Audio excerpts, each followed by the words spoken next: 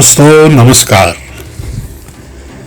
आज हम बात करेंगे हिंदू धर्म के सबसे बड़े देवों के देव की, यानी ब्रह्मा विष्णु महेश की। आज हम जानेंगे कि इनके मंत्रों में, इनके तंत्रों में और जो इन्होंने जीवन इस पृथ्वी लोक पे बिताया उसके क्या असर हुए और उसके कारण क्या थे। दोस्तों, कहते हैं तीनों लोकों सातों ब्रह्मांडों, महाब्रह्मांड, अनंत ब्रह्मांड और ईश्वर ब्रह्मांड। ईश्वर ब्रह्मांड के आसपास भी कोई छोटे छोटे ब्रह्मांड हैं, तो उस ब्रह्मांड के निवासी हैं ये लोग। और हमारी पृथ्वी, जिसको उन्होंने देवग्रह बना दिया, उस पर इन्होंने किस तरह से मनुष्य को जीने का तरीका सिखाया, जीवन शैली सिखाई, धर्म कर्म सिखाया, पाप पुण्य सिखाया, अच्छे बुरे का तमीज सिखाया। तो दोस्तों, ये जो ईश्वर हैं, जो हमारे पूजनीय हैं, ये सिर्फ हमारे एक भगवान ही नहीं है, बल्कि ये हमारे जीवन से लेके मृत्यु तक और मोक्ष तक के साक्षी हैं। ये ऐसा रथ हैं जिनमें हम बैठकर इनके साथ इस अनंत यात्रा में चले जाते हैं, जहां ब्रह्मांड हमारा इंतजार कर रहा होता है और हम धीरे धीरे उसमें लीन हो जाते हैं। ईश्वर सबको मोक्ष देते हैं। पाप और पुण्य धरती पर ही भोग कर मनुष्य को एक पवित्र आत्मा की तरह ईश्वर के साथ जाना होता है। कोई कहता है कि अगर हम पाप वहां जाकर भोगेंगे या वहां हमें हूरें मिलेंगी, इस तरह के कोई भी विचार अगर प्रकट करता है तो वो नादानी है। ऐसा कतई ठीक नहीं है। ईश्वर कहता है कि जो तुमने इस मृत्यु लोक पर, इस देवग्रह पृथ्वी पर किया है, उसको तुम यहीं भोग कर जाओगे। हिंदू ग्रंथों और पुराणों के अनुसार ब्रह्मा विष्णु और महेश को सृष्टि का निर्माता, पालनकर्ता और संहारक माना जाता है। लेकिन आपके मन में ये सवाल जरूर आता होगा कि विष्णु और महेश जो है, इनकी तो पूजा हर जगह होती है, लेकिन ब्रह्मा की पूजा कहीं भी नहीं होती, सिर्फ पुष्कर को छोड़ के। और उनका केवल एक ही मंदिर है, वो भी पुष्कर में ही है। ब्रह्मा जी की पूजा करना वर्जित क्यों माना गया है? दरअसल हुआ यूं था कि देवी सावित्री के श्राप के कारण ही ब्रह्मा जी की पूजा वर्जित मानी गई है। देवी सावित्री ने दिया था श्राप इसलिए क्योंकि पुराणों के अनुसार जो हमें पता लगता है, एक बार ब्रह्मा जी हाथ में कमल का फूल लिए हुए अपने वाहन हंस पर सवार होकर अग्नि यज्ञ के लिए उचित स्थान ढूंढ रहे थे। तभी एक जगह उनके हाथ से कमल का फूल गिर गया। फूल के धरती पर गिरते ही धरती पर एक झरना बन गया और उस झरने से 3 सरोवर बन गए।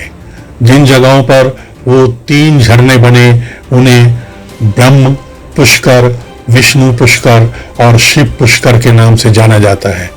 यज्ञ में ब्रह्मा जी के साथ उनकी पत्नी का होना जरूरी था, जैसे कि हिंदू धर्म में मान्यता भी है। भगवान ब्रह्मा की पत्नी सावित्री वहां नहीं थी और शुभ मुहूर्त निकला जा रहा था। इस कारण ब्रह्मा जी ने उसी समय वहां पर मौजूद एक सुंदर स्त्री से विवाह करके उसके साथ यज्ञ संपन्न कर लिया। जब यह बात देवी सावित्री को पता चली, इससे नाराज होकर उन्होंने ब्रह्मा जी को यह श्राप दे दिया कि जिसने सृष्टि की रचना की है, पूरी सृष्टि में उसकी कहीं पूजा नहीं होगी।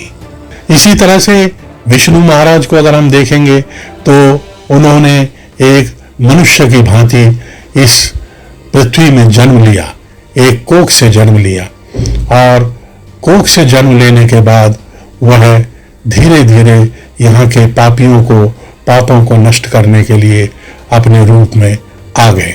उन्होंने सुदामा की मित्रता भी दिखाई, अर्जुन के गुरु होने का पक्ष भी निभाया और साथ ही उन्होंने ये भी दिखाया कि पराक्रम क्या होता है और सच के लिए कैसे लड़ना चाहिए। अगर आप ध्यान से देखेंगे तो विष्णु जी के जितने भी अवतार हैं, चाहे वो श्री राम हो, कृष्ण हो, वो सब के सब जल में समाधि लेते हैं। अंत उनका जल की समाधि से हुआ है। और विष्णु जी के बारे में ये कहा जाता है कि वो जल के देवता हैं। जिस तरह से ब्रह्मा जी को ब्रह्मांड का देवता माना गया है, और उसी तरह से कृष्ण जी को जल का देवता माना गया है। आप देखेंगे कि उनके शरीर को आप मत्स्य रूप में आधा जल के अंदर ही प्रकट होते हुए देख पाएंगे। इसी तरह से जो वो लक्ष्मी जी के साथ दिखाई देते हैं, वह भी जल में ही दिखाई देते हैं। इस तरह से श्री कृष्ण जो हैं वो भी जल में समाधि ले गए थे। इसी तरह से रामचंद्र जी ने भी जल में ही समाधि ली थी। तो विष्णु जी के जितने भी अवतार हैं वह सब अंततः जल में अपने आप को उन्होंने अर्पण कर दिया।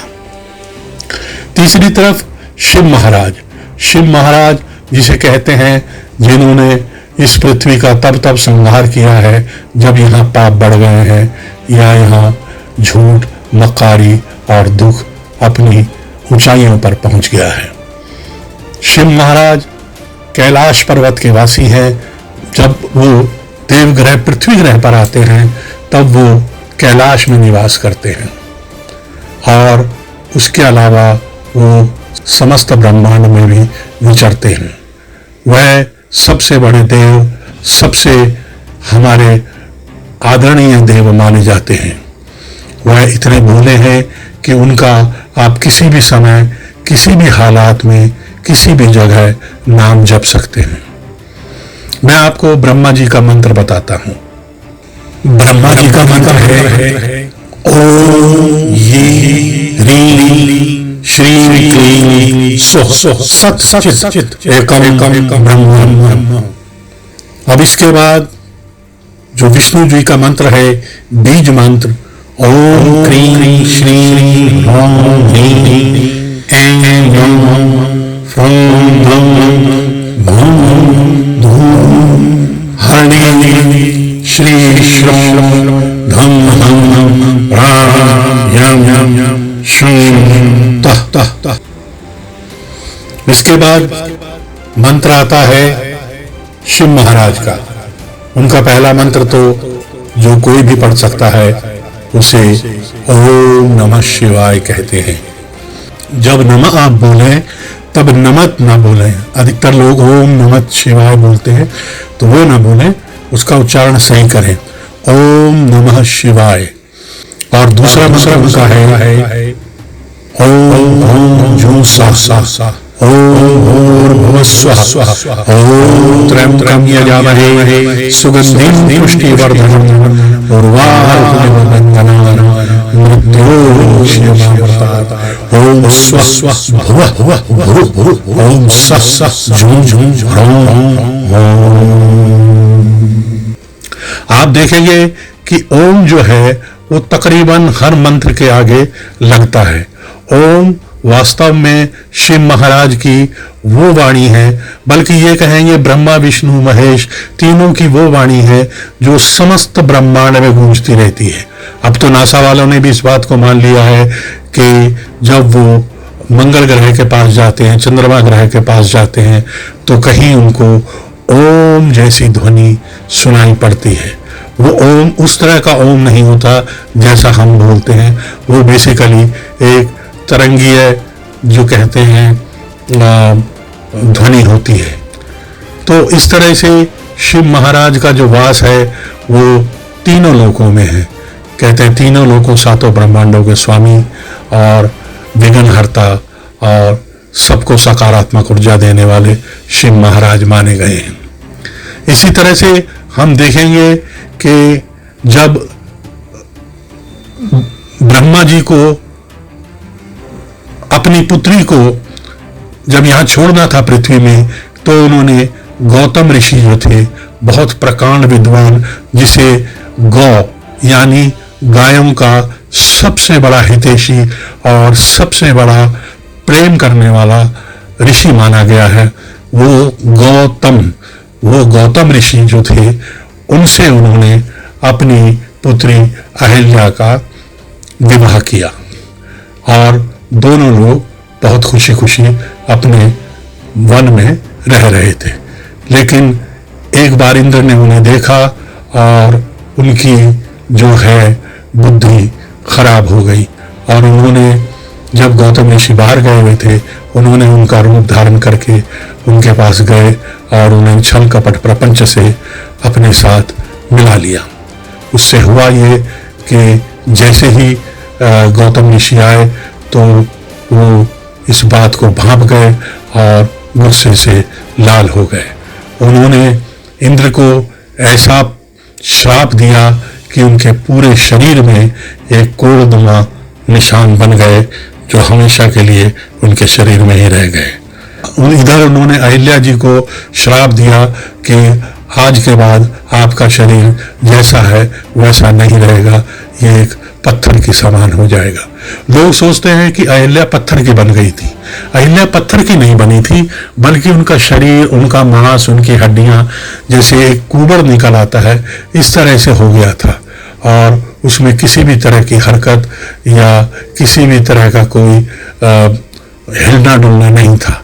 जब भगवान विष्णु वहां आए, उनको मालूम था कि इन्होंने अपना जो श्राप का समय जो है बिता लिया है, तो उन्होंने अपने पांव से, अपने जो हमारे अंगूठों से कहते हैं ऊर्जा निकलती है, इसीलिए हम पांव छूते हैं बड़ों के, तो उस अंगूठों को उन्होंने उनको छुआया और अपनी ऊर्जा उनके भीतर डालकर जितना भी कोढ़ था, जितना भी वो जो कुबड़ बन गया था शरीर, उसको समाप्त कर दिया और वो एक साधारण स्त्री की तरह से फिर से हो गई।